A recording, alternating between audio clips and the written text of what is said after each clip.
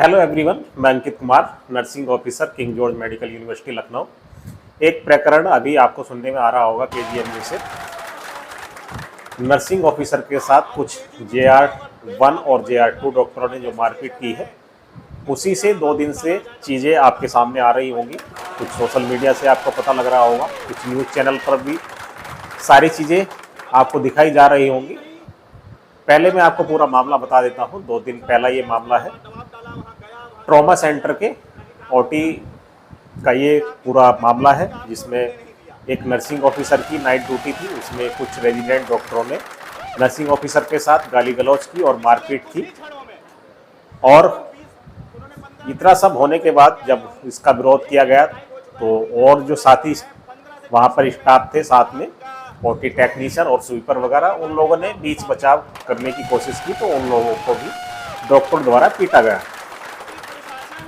जैसे ही इस सब का और तमाम साथियों को पता लगा तो सब लोग इकट्ठा होकर रात के लगभग 12 से 1 बजे के बीच का ये मामला है। जितने भी लोग इकट्ठा हो पाए, क्योंकि रात्रि में 1 बजे जो लोग घर थे वो तो सो गए थे। जाहिर सी बात है 1 बजे तक कोई जागता नहीं है। जो ऑन ड्यूटी थे रात्रि ड्यूटी में, वो अपनी ड्यूटी मैनेज करके वहाँ पहुँचे और मारपीट की घटना को लेकर वो अपनी तहरीर देने जो ट्रॉमा सेंटर में पुलिस चौकी है वहाँ पर पहुँचे। तो वहाँ पर जो भी पुलिसकर्मी चौकी पर प्रेजेंट थे, उन लोगों ने तहरीर लेने से FIR दर्ज करने से मना कर दिया।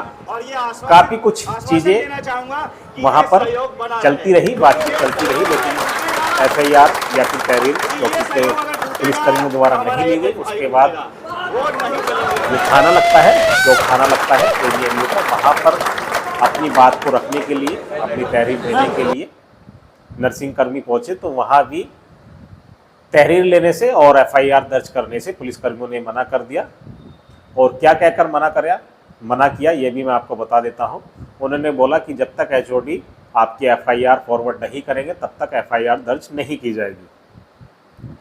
इतना सब होने के बाद जब पता लगा कि FIR दर्ज नहीं की जा रही है, मारपीट की घटना हो गई है, उसके बाद जैसे जैसे तमाम साथियों को पता लगा, तमाम साथी फिर 9 बजे से ट्रॉमा सेंटर में इकट्ठा होने शुरू हो गए। और वहाँ पर chief proctor professor doctor KK Singh से बातचीत की गई और सारी घटना की जानकारी उनको दी गई।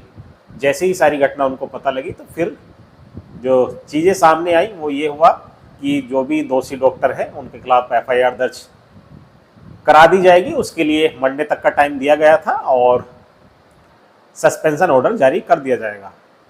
लेकिन नेक्स्ट डे मंडे को जो भी उसमें 9 डॉक्टर थे उनके खिलाफ FIR तो दर्ज हो गई, लेकिन सस्पेंशन ऑर्डर 10 बजे तक का टाइम दिया था, लेकिन सस्पेंशन ऑर्डर 10 बजे तक जारी नहीं किया गया था।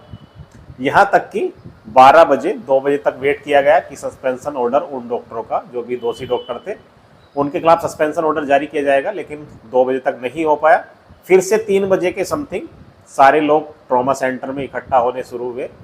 फिर से पूछा गया कि जो सस्पेंशन था वो अभी तक जारी क्यों नहीं किया गया है।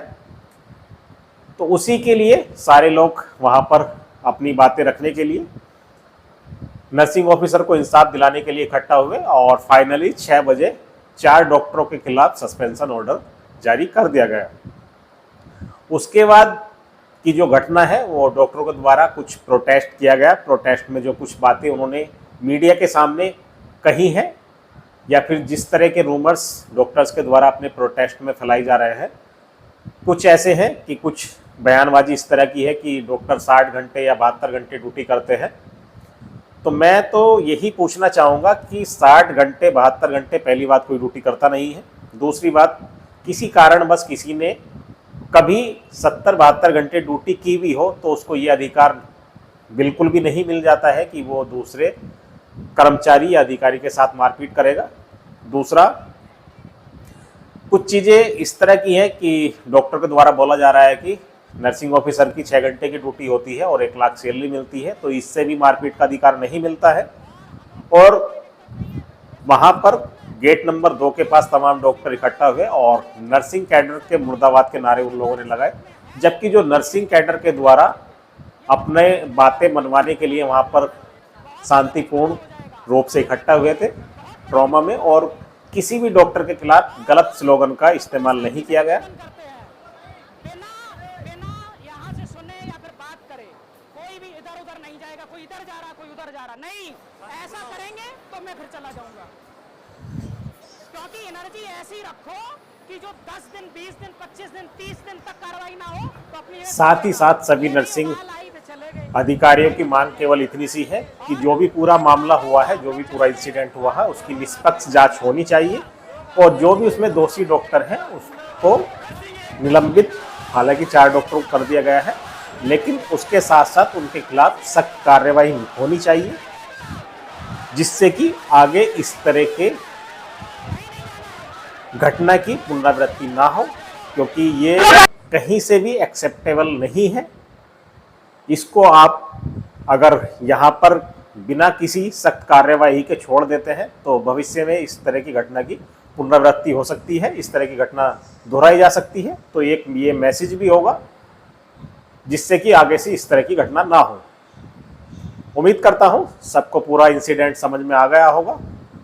बाकी तो न्यूज़ चैनल पर तरह तरह की चीज़ें चल रही हैं, लेकिन सोशल मीडिया और न्यूज़ चैनल वाले जितने भी लोग हैं उनसे मैं यही कहना चाहूँगा, पहले आप पूरे मामले को समझ लें, पता कर लें दोनों पक्षों से कि क्या मामला था, उसके बाद ही कुछ सोशल मीडिया पे डालें।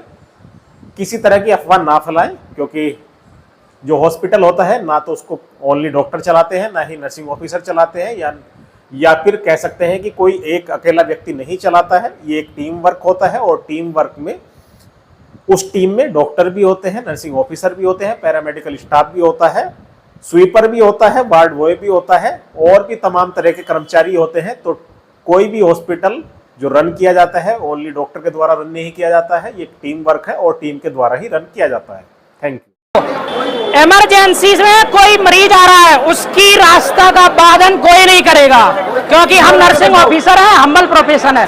मरीज से कोई दिक्कत नहीं है, ना हमें किसी भी अधिकारी से दिक्कत है। हमें दिक्कत है केवल 5 विकृत मानसिकता के व्यक्तियों ने, जिसने संवेदनशील जगह पे ये दुर्घटना करी है, और हमें किसी से कोई दिक्कत नहीं है। इसमें साथ में चाहे गार्ड हो, चाहे स्वीपर हो, चाहे डॉक्टर हो, चाहे चिकित्सा अधिकारी हो, सब हमारे साथ में हैं और रहेंगे और रहना भी चाहिए। ये बचपना हो जाएगा अगर कोई विरोध में जाता है, बहुत बड़ा बचपना हो जाएगा।